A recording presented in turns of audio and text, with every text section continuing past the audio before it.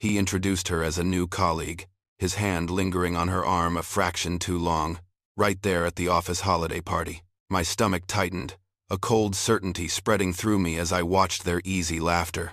Just work, he'd said earlier, but the lie felt like a physical blow. I was suddenly invisible, utterly alone. The cold calf leather of the antique writing desk, a gift from Paul on her 40th birthday, felt smooth and indifferent beneath Clara's fingertips. She sat there, not writing, just tracing the grain, the silence of the house pressing in around her. The weight of her betrayal, fresh and still forming, was a dull ache beneath her ribs. It wasn't a sharp pain yet, more like the faint echo of a stone dropped into a deep well. The house itself felt hollow, the kind of emptiness that settles after children leave or a long-term guest finally moves on. Only the rhythmic tick of the grandfather clock, a wedding gift from Paul's parents, broke the quiet. Each measured chime seemed to mark not just time passing, but a deeper, more profound loss. God, she whispered to the empty air. How I wish I could turn back time. The words felt small and futile, swallowed by the spacious living room. It had begun, as most things did, on an ordinary Tuesday. She remembered standing in the kitchen, the morning light too bright, reflecting in the window above the sink. Her own tired reflection stared back lines around her eyes, a forced smile that didn't quite reach them. A stranger. Who was that woman, she'd thought? Watching herself go through the motions of making coffee, sorting the recycling. Paul arrived home just after 6, the familiar scrape of his key in the lock. He walked into the kitchen, leaned down for a perfunctory kiss that landed somewhere near her ear, and immediately reached for the stack of mail on the counter. "How was your day, honey?" he asked, his voice already distracted by bills and circulars. "Fine," Clara lied, a word she'd uttered so often it had lost all meaning. Nothing had been fine in a long time. At dinner, she watched him across the oak table, a plate of her carefully prepared chicken and potatoes between them. His eyes, usually sharp, seemed distant, focused on something beyond the 4 walls of their dining room. They shared a house, a bed, a last name, but no longer a life that truly intersected. When had they stopped really seeing each other, she wondered. When had his easy comfort turned into unseeing habit, and her quiet presence become an expectation? He talked about a new project, something complex with tight deadlines. "It'll mean some long nights, Clara," he said, not looking up from his plate. She nodded. "That's okay," she replied, her voice flat. "I'll probably catch up on some reading." He didn't question it, didn't offer to postpone anything. He just accepted her solitude as part of the arrangement. Clara, 38, felt the monotony of her days like a heavy blanket. The same routine. Coffee, errands, a book, dinner, television. A hollow ache resided deep within her, a longing for something unnamed, something that would break the suffocating sameness. The next day, Paul called her at noon. "Hey Clara, team dinner tonight at Chez Pierre. We're celebrating the launch of the new initiative. You're welcome to join." Usually, she'd decline, citing a headache or preferring a quiet evening, but something stirred within her. A tiny flicker of defiance against her own predictable patterns. "Sure," she heard herself say, surprised. What time? That evening, at Chez Pierre, Clara found a forgotten black dress in the back of her closet. The silk felt cool against her skin, and for a moment, catching her reflection in the hall mirror, she saw a glimmer of the woman she used to be. A spark of life she thought had long since died. Paul, already deep in conversation with a colleague, barely noticed her as they settled into their table. A man approached their table a few minutes later. Tall, with piercing blue eyes and an easy smile that seemed to crinkle the corners of his eyes, he extended a hand. "You must be Clara," he said, his voice warm and unfamiliar. "I'm Mark. I just joined Paul's team." Clara shook his hand, and a jolt, like static electricity, ran up her arm. It was unexpected, sharp. She found herself laughing, genuinely, at one of his quick, witty remarks, for the first time in what felt like years. Mark seemed to truly listen when she spoke, his gaze steady and engaged. Unlike Paul's abstracted nods, he made her feel as though her words held weight. She stole glances at Mark across the table throughout the meal, a nervous energy humming beneath her skin. Each time, she found his intense gaze already on her, and she felt a blush creep up her neck. Like a schoolgirl caught in a secret, the feeling was thrilling and terrifying. Driving home, Paul talked animatedly about work, about projections and market shares. Clara's mind was a blur of Mark's smile, the sound of his laugh, the way he had looked at her. Paul paused his monologue. "Did you enjoy dinner, honey?" he asked. "Oh yes," she said, her voice a little too bright. "It was nice." A sharp pang of guilt, hot and sudden, pierced her. That night, sleep eluded her. She lay beside Paul, the steady rhythm of his breathing a familiar comfort and a sudden irritant. Mark's image was indelible in her mind, replaying their conversation, the warmth of his hand. Just a fleeting attraction, she told herself, pulling the covers tighter. But deep down, she knew it was a lie. The weeks that followed blurred into a quiet, almost routine, rhythm of absence and anticipation. Paul's project escalated, his hours stretching further into the evenings. He'd call around 7, his voice tired, to say he'd be home past 10, probably later. Clara, instead of feeling neglected, found herself looking forward to these calls. His absence provided a silent space for her to indulge in daydreams about Mark, fleeting images of his smile, the way his eyes crinkled when he laughed. She knew it was wrong, a quiet hum of transgression beneath the surface of her thoughts. But the guilt was still distant, a faint echo. Then, one Tuesday afternoon, her phone buzzed with an unfamiliar number. The screen displayed a text message. "Hi Clara, it's Mark, got your number from Paul. Wondering if you'd like to get coffee sometime?" Her heart seized, a sudden, frantic flutter against her ribs. She stared at the words, the casual invitation feeling anything but. A voice in her head, clear and insistent, told her to say no, to delete the message, to tell Paul. But her fingers, seemingly of their own accord, moved across the screen. "Sure," she typed, trying to keep her tone light. "That would be nice. When were you thinking?" The message sent, a dangerous yes that settled like a lead weight in her stomach, yet with it, an undeniable surge of excitement. They agreed to meet the following Thursday at a small cafe on the other side of town, a place Paul would never think to frequent. Clara arrived first, her palms damp, her gaze flicking nervously towards the door. When Mark walked in, he looked even more handsome than she remembered, his blue eyes finding hers across the room. He moved towards her with an easy confidence, a genuine smile lighting his face. "Clara," he said warmly, his voice a low rumble. He pulled her into a hug, a gesture that lasted a moment too long, his arms firm around her. "I'm so glad you could make it." The warmth of his touch lingered, a brand against her skin, a quiet confirmation of the boundary she was crossing. They talked for hours, the easy flow of conversation a stark contrast to the stilted exchanges at home. Mark shared his dreams of opening his own business, his fears of stagnation, anecdotes from his complicated past. Clara found herself opening up too, sharing frustrations about her monotonous days, the quiet ache of unfulfilled desires, things she hadn't articulated to Paul in years, perhaps ever. It felt liberating, an intoxicating release of emotions she hadn't known she was holding captive. He truly listened, not just waiting for his turn to speak, but absorbing her words, asking follow-up questions that showed genuine interest. As they gathered their things to leave, Mark touched her arm lightly. "I've really enjoyed this, Clara. Can we do it again soon?" His eyes held a question, a gentle invitation. She nodded, unable to speak, a flush rising in her cheeks. The unspoken understanding between them was electric, undeniable.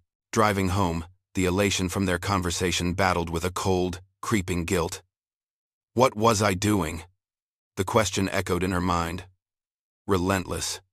I loved Paul, didn't I? She replayed years of shared life.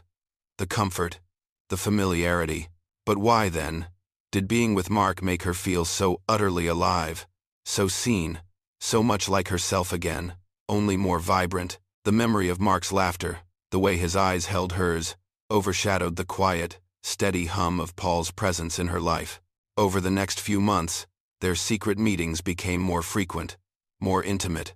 Coffee turned into long lunches, which turned into stolen hours in quiet parks, walking along the river, their hands brushing accidentally. Each touch, each shared confidence, tightened the invisible thread between them, making it harder to snap. Her relationship with Paul continued its slow, silent decay. He was home even less now, caught in the relentless grip of his project. When he was there, they barely spoke beyond logistics: what was for dinner, who was picking up dry cleaning. The gap between them widened, a chasm she felt too weary, or perhaps too unwilling, to bridge. Clara told herself it was Paul's fault, that he was the one pulling away, burying himself in work, leaving her alone. But deep down, in the quiet, honest corners of her mind, she knew she was the one creating the distance, meticulously building walls, lost in her burgeoning feelings for Mark. The self-deception was a thin veil, easily pierced by the sharp blade of her own conscience. The secrecy, once thrilling, began to wear on her. It was a constant hum of anxiety, a low-grade fever beneath the surface of her daily life. Every phone call, every unexpected knock on the door, brought a jolt of panic. She found herself fabricating small lies, adjusting her schedule. Always careful, always aware. In their close-knit Midwestern town, where everyone knew everyone, Clara began to feel the subtle shift in her friend's demeanor. The curious glances that lingered a moment too long, the casual questions that seemed to probe just beneath the surface. She imagined whispers in grocery store aisles, in church pews, the weight of observation, real or imagined, pressed down on her. She knew she was on a path she shouldn't be on, a dangerous trajectory. But the pull of Mark's attention, the way he made her feel, was too strong, too intoxicating to resist. It was like an unstoppable tide, slowly, irrevocably, pulling her out to sea. Then came the night that changed everything, the precise moment when the delicate balance of her deception tipped irrevocably. Paul was out of town, attending a conference in Chicago. He'd called that morning, his voice muffled by airport noise, to say he'd be gone for 3 nights.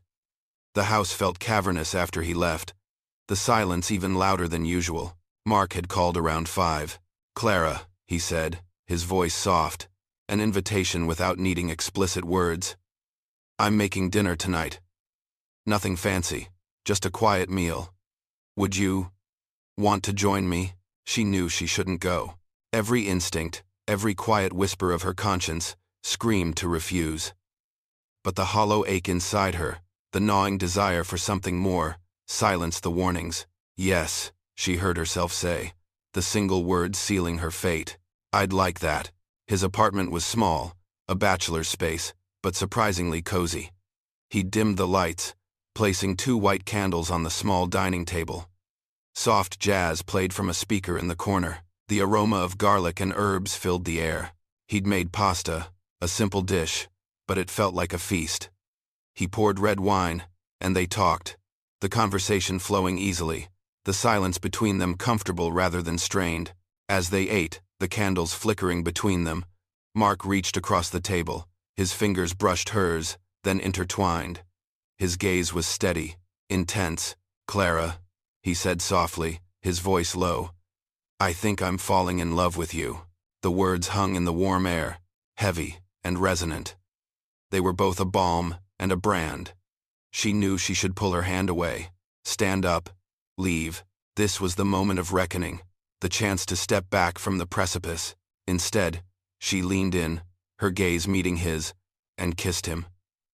It was a tentative, almost desperate kiss, a silent surrender to the current that had been pulling them both under. What followed was a whirlwind of passion, tangled with a raw, almost physical, sensation of guilt. Mark's hands on her body, his lips on hers, felt like coming home and running away all at once. There was an urgency in his touch, a recognition of something long, starved within her. Each caress was a confirmation, each kiss a deeper dive into the forbidden. In his arms, for those fleeting hours, the suffocating monotony of her life with Paul, the quiet desperation, simply ceased to exist. She was light, alive, completely consumed by the moment. Afterwards, lying in Mark's arms, the soft glow of a bedside lamp painting shadows on the wall, Reality came crashing back. It hit her with the force of a physical blow. The soft cotton sheets, the unfamiliar scent of his skin, the quiet hum of the refrigerator in the next room, all of it screamed of her transgression. What had I done? The question echoed in the sudden quiet of her mind, sharp and insistent. How could I ever face Paul after this? The image of his unsuspecting face, his gentle, if distracted, demeanor, flashed before her eyes, and a wave of nausea washed over her. She dressed quickly. Mark watching her with a quiet understanding in his eyes. He didn't try to stop her, just pulled her into one last, long hug, kissing her hair. She left his apartment in a daze, the night air cold against her face as she fumbled for her car keys. The drive home was on autopilot, the familiar streets blurring past. In her own bathroom, the sterile white tiles seemed to mock her. She stripped off her clothes, throwing them into the hamper as if they carried the scent of her betrayal, and stepped into the shower. The hot water beat down on her, stinging her skin, and she scrubbed herself raw, as if she could physically wash away the evidence, the memory, the guilt. But no amount of soap, no amount of hot water, could cleanse her conscience. It clung to her. A persistent, suffocating film. The next few weeks were a blur of lies and stolen moments. Each time Paul mentioned a late meeting, a business dinner, Clara felt a surge of both dread and perverse relief. She invented excuses for him: book club with Sarah, coffee with Anne, a girls' night that never materialized. The words came easily now, practiced and smooth. Each time, she rushed to Mark's apartment, a knot of anxiety and anticipation twisting in her stomach. Each time, she promised herself it would be the last, that she would find the courage to end it, to confess, to choose, and each time, she went back for more. Mark was everything Paul wasn't: passionate, spontaneous, attentive, his focus entirely on her when they were together. With him, she could forget the emptiness that had been growing inside her, the quiet despair of her marriage. He made her feel vibrant, desired, as if she finally existed outside the confines of her domestic life. But the guilt was always there, lurking beneath the surface, a dark current flowing beneath the fragile bridge of her happiness. She would catch sight of their wedding photo on the mantelpiece, her young, hopeful face next to Paul's, and a sharp pain would pierce her chest. She woke up in the middle of the night, Paul's familiar arm draped heavily across her waist, and felt like she was suffocating under the enormous weight of her deception. The warmth of his body, once comforting, now felt like a prison. One evening, the silence at their dinner table was particularly heavy, broken only by the clinking of cutlery against ceramic plates. Clara picked at her roasted vegetables, her mind miles away, replaying a conversation with Mark from earlier that afternoon.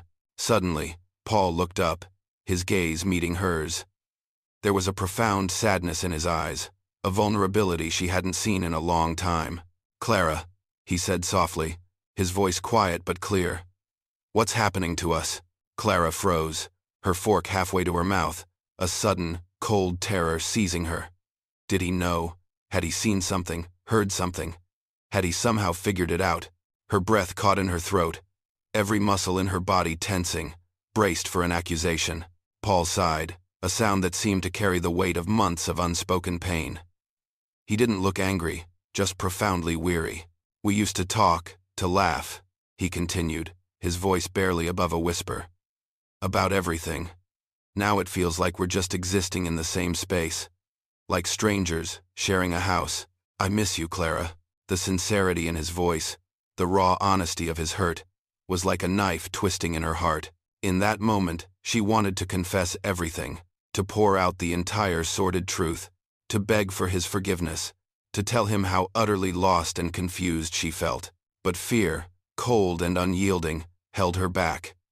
Fear of losing everything: her home, her comfortable life, the stability she still clung to despite her actions. Fear of hurting him, of shattering the quiet, trusting man sitting across from her. Fear of facing the monumental consequences of her actions, of stripping away the illusion and revealing the ugly truth. Instead, she reached across the table, her hand trembling slightly as she took his. His skin felt warm, familiar. "I'm sorry," she said. And she meant it. The apology was genuine, even if it was incomplete. I know I haven't been myself. Maybe we should plan a weekend away. Just the two of us. Get out of town, reconnect.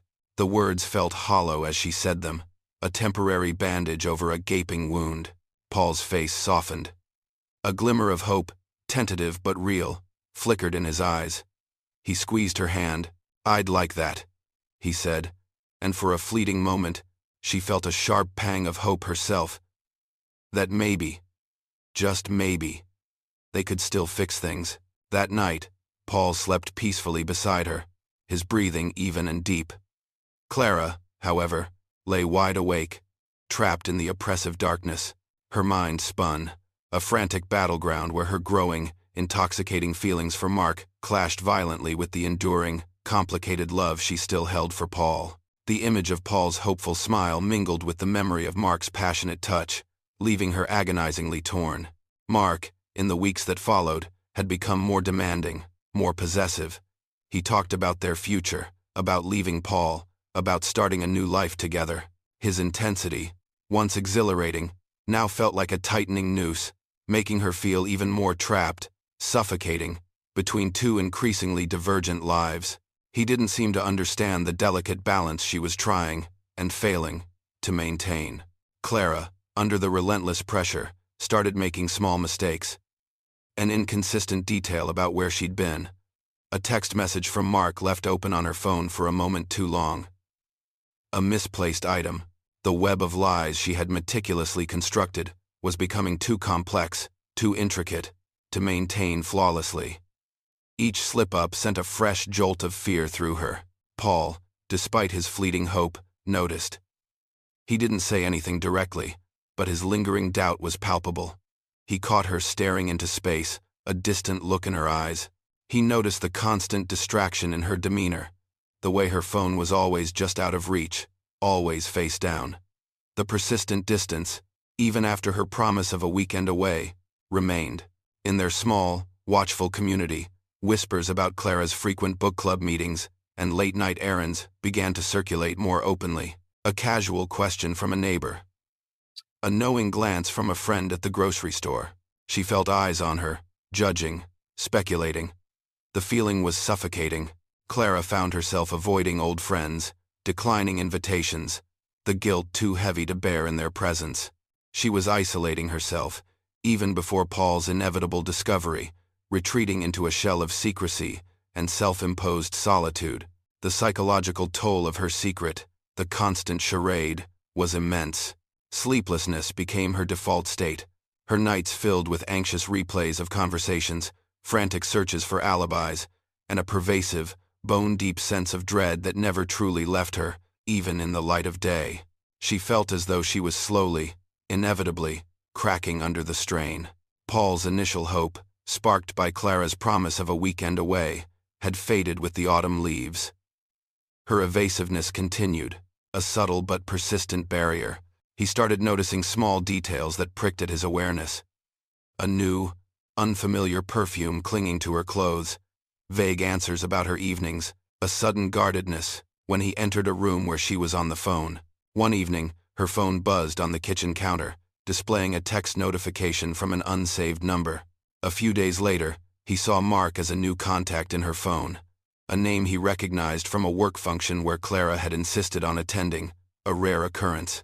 His suspicions, once vague anxieties, solidified into a cold, sickening dread. He felt a desperate need to know. Later that night, while she slept, he found their shared phone bill online, scrolling through call logs, numerous calls and texts, at odd hours, to a number he didn't recognize, a number that began to appear with alarming regularity. The dread congealed into a hard knot in his stomach. The next afternoon, he left work early, inventing an excuse about a client meeting. Instead, he drove in the opposite direction, towards Clara's usual haunts, a grim determination settling over him. He decided to follow her. He parked a few blocks from their house. Waiting, when her car pulled out of the driveway, he gave her a generous lead, maintaining a discreet distance. He watched her drive across town, past the familiar stores and neighborhoods, to an apartment complex he didn't recognize. He parked, cutting his engine, and waited. He watched her car pull into a visitor's spot. A few moments later, Mark emerged from the building. Paul saw the way Mark's face lit up. The easy familiarity. He watched as Mark met her by her car, pulling her into a lingering embrace, a kiss on her hair. Before they disappeared inside the building together, Paul sat there, stunned, the world tilting on its axis. The air felt thin. His lungs unable to draw a full breath, his worst fears, the ones he had tried so desperately to suppress, were violently confirmed. There was no rage, no initial surge of anger. Just a terrible numbness, a profound emptiness spreading through him.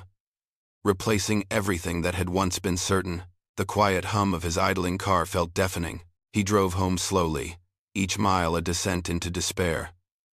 The familiar landmarks mocking him with their normalcy. He pulled into their driveway. The house dark and quiet. He went inside, the silence amplifying the thudding emptiness in his chest. Clara returned later, her car pulling in just after 8, headlights sweeping across the living room window. She walked in, oblivious, a forced cheerfulness in her voice. "Honey, I'm home." Paul was waiting in the living room. He stood by the mantelpiece, their wedding photo held tightly in his hand. His voice, when he spoke, was calm. Too calm. Utterly devoid of emotion. "Where were you, Clara?" Clara stopped in the doorway, her smile faltering. She stumbled through her rehearsed lie about the book club meeting, about Sarah's new dog. Her eyes darted around the room, avoiding his. Paul didn't raise his voice, didn't move. He simply stared at her, his eyes hollow, filled with a devastating pain. "I know about Mark," he said, his voice flat, devoid of accusation, just a simple, unadorned statement of fact. The wedding photo, a testament to a love that now felt like a cruel joke, slipped from his hand. It crashed to the hearth, the glass shattering with a violent crack, a brutal, definitive metaphor for their life together. Clara's world imploded. All color drained from her face, leaving her pale and ghost-like. Her breath caught in her throat, a choked gasp. The air in the room seemed to thicken, pressing down on them both. A profound, agonizing silence descended, heavier than any before, suffocating. Paul simply stared at her, his eyes hollow, vacant. He was a stranger in his own home, looking at a stranger in his own wife. There was nowhere left to hide, no more lies to tell. The truth, ugly and raw, hung between them, a tangible, destructive force that had finally detonated. The silence in the living room stretched, unbearable and suffocating. Clara couldn't speak, couldn't move, frozen in the wreckage of her confession. Paul didn't raise his voice again. He simply turned, his back to her, and walked into their bedroom. She heard the quiet rustle of fabric, the distinct sounds of him pulling open drawers, then the sharp, metallic zipping of a duffel bag. Each sound was a further step towards a devastating finality. He emerged a few minutes later, the duffel bag slung over his shoulder, a small overnight case in his other hand. His face was a mask of grief and exhaustion, his eyes red-rimmed but dry. He avoided her gaze, focusing instead on the doorway, on the world beyond her. "I need space," he stated, his voice flat, devoid of the familiar warmth. "Don't call me." The door clicked shut, the sound echoing in the sudden, cavernous emptiness of the house. Clara was utterly alone, the quiet louder than any scream. Desperate, her fingers fumbling, Clara grabbed her phone and called Mark. He didn't answer. She called again, and again, leaving a garbled voicemail filled with panic and confusion. Finally, on the 5th try, he picked up. His voice, usually so warm and inviting, was curt, distant. "Clara, this is a mess," he said, his tone clipped. "I can't talk right now." He hung up before she could respond, the dial tone a sharp, final judgment. In that moment, a cold, crushing realization settled over her. Mark implied it was her problem, not his.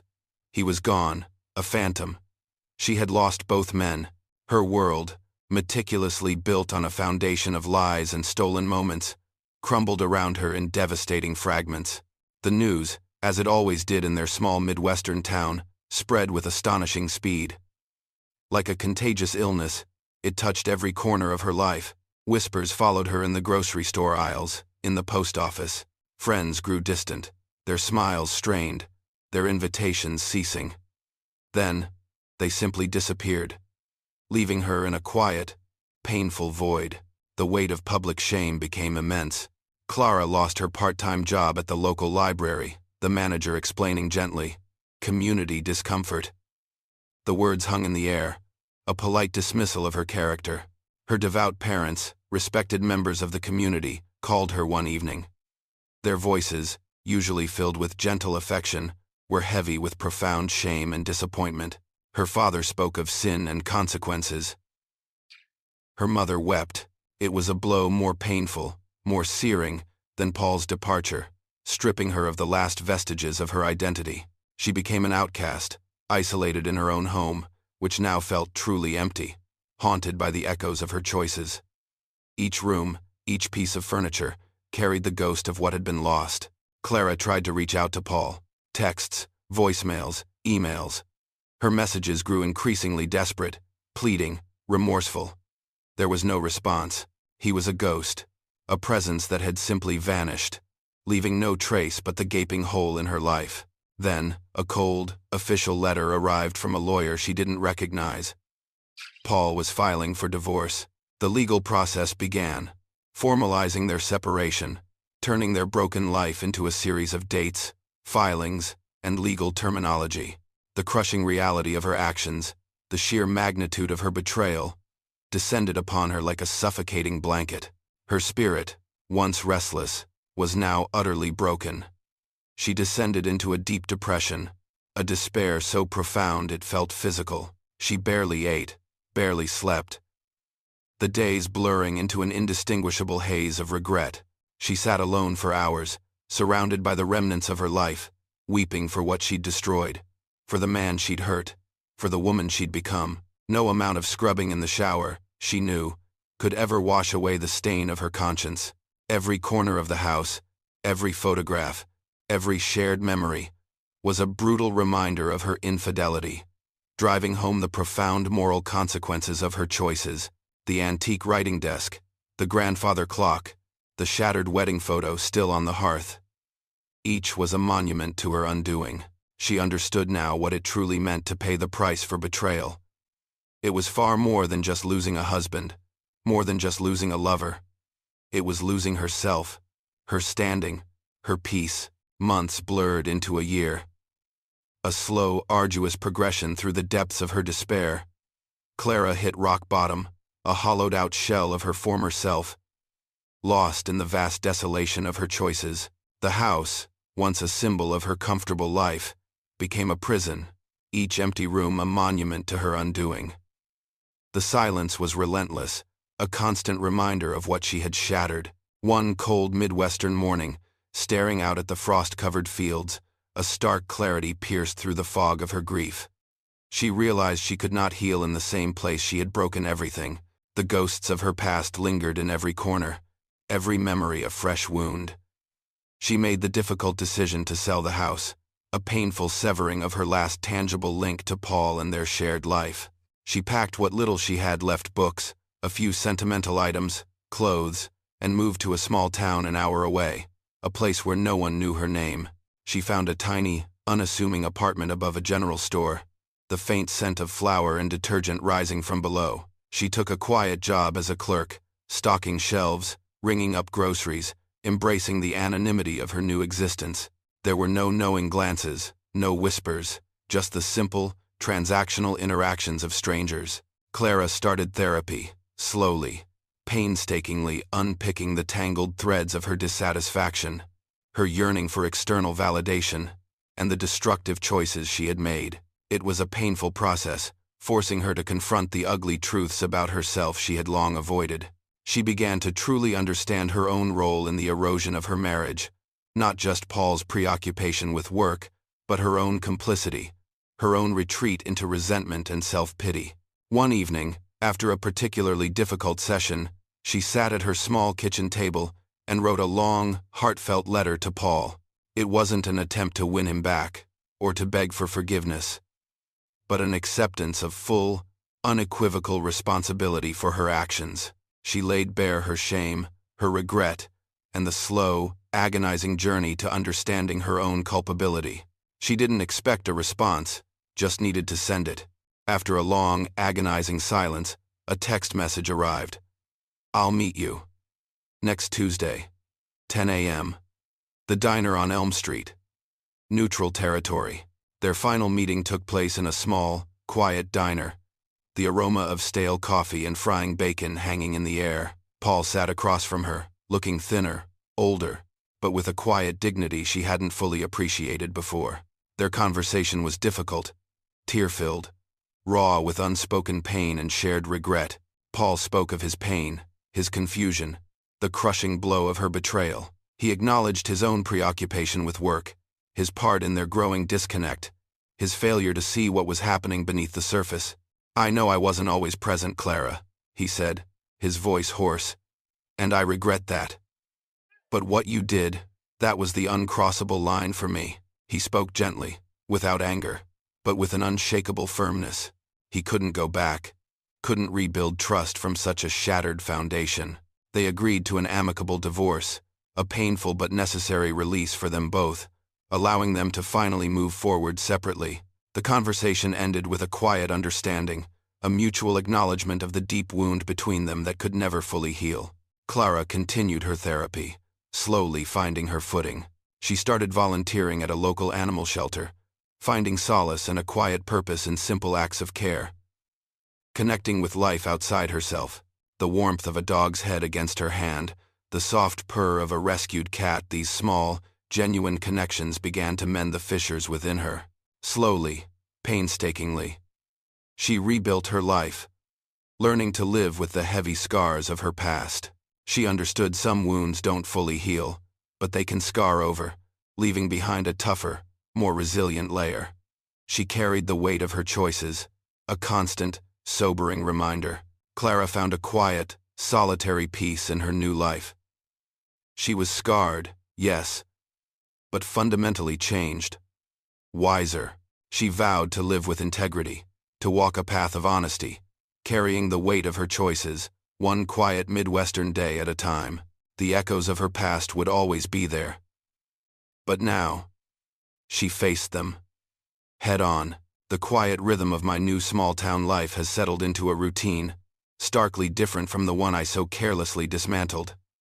They say confession is good for the soul, and I suppose it is. The long, arduous process of facing myself, of truly seeing the person I became, has been the most brutal journey of all. There are no grand gestures in this new existence, no dramatic declarations of love or despair, just the slow, painstaking work of rebuilding. Paul and I are officially divorced now. It was amicable, as much as such a thing can be. We exchanged final, painful words, acknowledging the parts we both played, but he drew a line I had obliterated. He spoke of his pain, his confusion, and his own shortcomings, but also, gently, of the uncrossable line I had drawn with my betrayal. He couldn't go back, and I finally understood why. There's a quiet strength in his acceptance that I can only hope to find for myself. I spend my days at the animal shelter, finding a simple, undeniable solace in the warmth of a purring cat or the earnest gaze of a rescued dog. These small, genuine connections are a balm. The scars of my past are heavy, a constant reminder, but they no longer consume me. I am changed, fundamentally, and perhaps, finally, wiser. I live with integrity now, carrying the weight of my choices, one quiet Midwestern day at a time. It's not a happy ending, not in the traditional sense, but it is a beginning, forged in the ashes of what I destroyed.